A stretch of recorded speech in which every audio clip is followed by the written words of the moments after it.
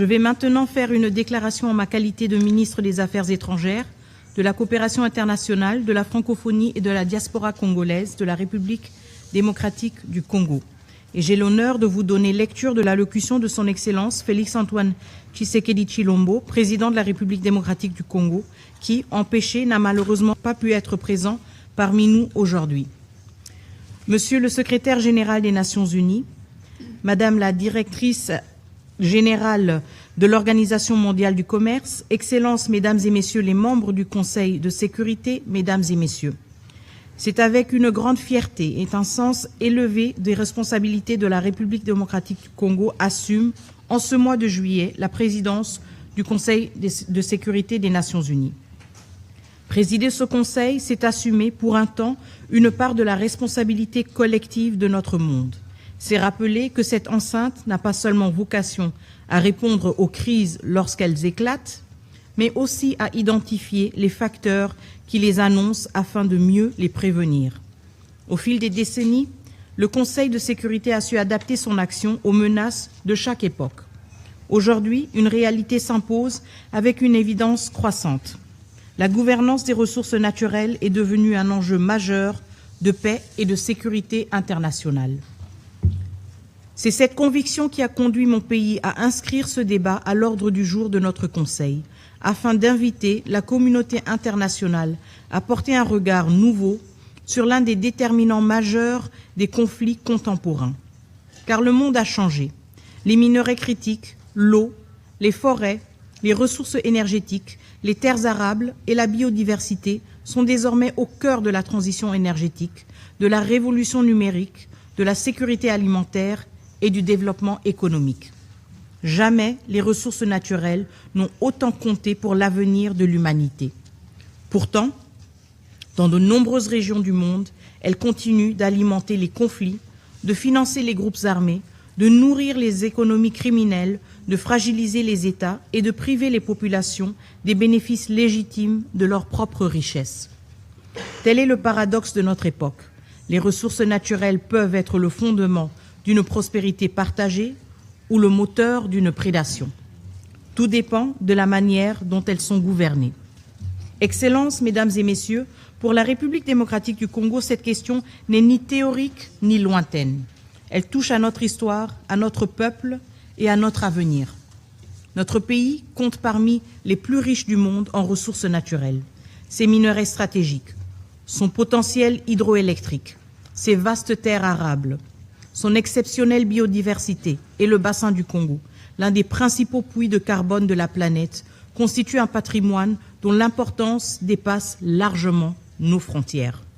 Pourtant, cette richesse s'est trop souvent transformée en vulnérabilité. Là où elle aurait dû financer le développement, elle a alimenté la prédation, la violence et l'instabilité. Dans l'est de mon pays, la paix durable demeure indissociable de la lutte contre l'exploitation illégale des ressources naturelles, du démantèlement des groupes armés, de l'assèchement de leurs circuits de financement et de la fin des réseaux qui permettent à des minerais issus des zones de conflit d'intégrer des chaînes d'approvisionnement mondiales. Lorsque des ressources stratégiques financent la guerre plutôt que le développement, il ne s'agit plus seulement d'un défi national. Il s'agit d'une menace pour la paix et la sécurité internationale. Il ne peut y avoir de transition énergétique véritablement juste si elle repose sur l'injustice faite au peuple producteur. Il ne peut y avoir de chaîne d'approvisionnement réellement sûre sans sécurité pour les États et les communautés qui produisent ces ressources. C'est pourquoi la République démocratique du Congo ne vient pas devant le Conseil de sécurité pour se plaindre, elle vient partager une expérience, porter une conviction et proposer une voie. Car la situation de la République démocratique du Congo n'est pas une exception. Elle révèle un déséquilibre mondial auquel seule une action collective, fondée sur l'équité et la responsabilité, permettra d'apporter une réponse durable. Excellences, Mesdames et Messieurs, la Charte des Nations Unies nous confie une responsabilité essentielle, préserver la paix et la sécurité internationale. Cette responsabilité ne consiste pas seulement à répondre aux crises lorsqu'elles éclatent. Elle exige aussi que notre Conseil sache en identifier les causes profondes, et agir avant que les tensions ne dégénèrent en conflit. Au fil des années, le Conseil de sécurité a su adapter son approche aux menaces émergentes. Il lui appartient désormais de reconnaître, avec la même lucidité, que la mauvaise gouvernance des ressources naturelles constitue un facteur majeur d'instabilité, de conflit et de fragilisation des États. Une telle reconnaissance ne remet nullement en cause la souveraineté des États. Elle contribue au contraire à la protéger, car la souveraineté permanente sur les ressources naturelles ne peut être seulement proclamée, elle doit être pleinement exercée afin que les richesses nationales profitent au peuple et non aux groupes armés, aux réseaux criminels ou aux intérêts qui prospèrent dans l'illégalité. Les ressources naturelles doivent financer le développement, renforcer les capacités des États et créer davantage de valeur dans les pays producteurs.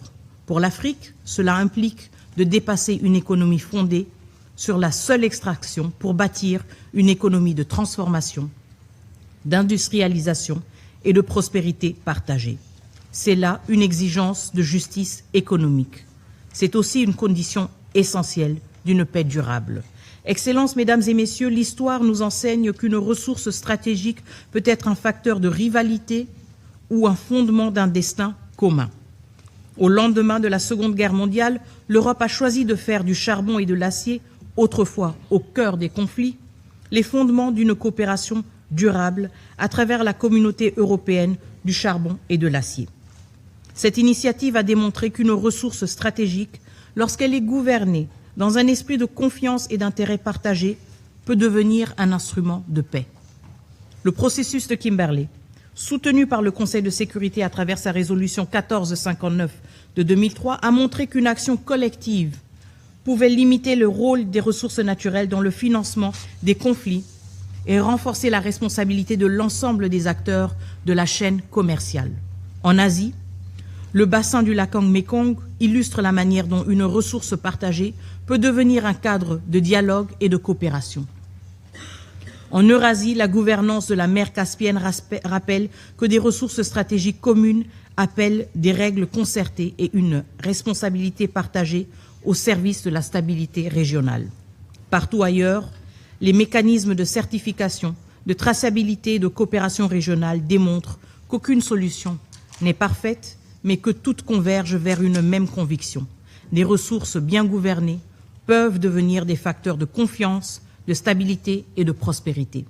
Cette leçon est aujourd'hui la plus actuelle que jamais.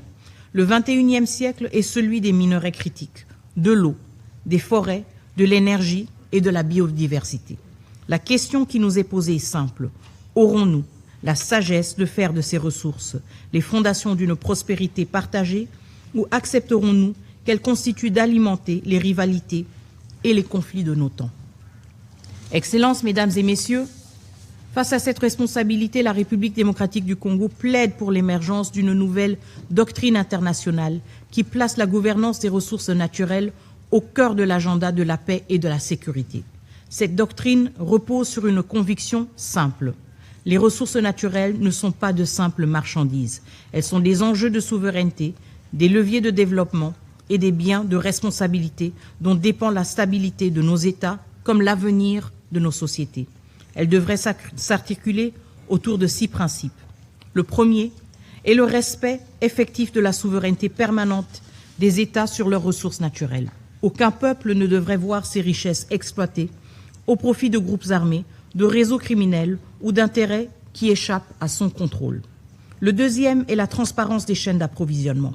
États producteurs, pays de transit, entreprises, investisseurs et consommateurs partagent la responsabilité de garantir l'origine licite des ressources qui alimentent les technologies du futur. Le troisième est le renforcement des mécanismes de traçabilité, de certification, de diligence raisonnable et de redevabilité, afin de protéger les communautés, de soutenir les États producteurs et de responsabiliser tous les acteurs de la chaîne de valeur. Le quatrième est la lutte contre l'impunité économique. Ceux qui financent les conflits par l'exploitation illégale des ressources naturelles doivent répondre de leurs actes. Tant que les économies de prédation demeureront plus rentables que le respect du droit, la paix restera fragile. Le cinquième est la promotion de partenariats justes et mutuellement bénéfiques. Les pays producteurs ne demandent ni faveur ni charité. Ils demandent l'équité, le respect et des partenariats qui créent de la valeur, favorisent l'industrialisation et améliorent durablement les conditions de vie des populations. Et enfin, le sixième est l'ancrage local de cette gouvernance. Les populations vivant au cœur des zones d'exploitation doivent être protégées, associées aux décisions et bénéficier des retombées des ressources qui constituent leur patrimoine. Car une ressource qui enrichit le monde mais appauvrit la communauté qui l'abrite devient, tôt ou tard, une source de frustration, de contestation et d'instabilité.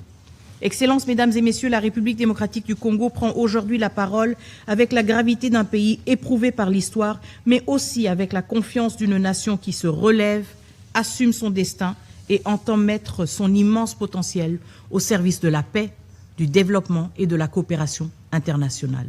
Notre ambition est claire, faire de nos ressources naturelles non plus une source de vulnérabilité, mais un levier de transformation, de stabilité et de prospérité. La République démocratique du Congo est un pays solution. Elle l'est pour la transition énergétique mondiale grâce à ses minerais critiques, pour la lutte contre le changement climatique grâce au bassin du Congo, pour la sécurité hydrique, énergétique et alimentaire de l'Afrique grâce à ses ressources en eau, son potentiel hydroélectrique et ses vastes terres arables, pour la préservation de la biodiversité mondiale grâce à son patrimoine naturel exceptionnel et pour l'industrialisation de l'Afrique à condition que ces ressources soient davantage transformées sur place au bénéfice de la valeur ajoutée, de l'emploi et des compétences.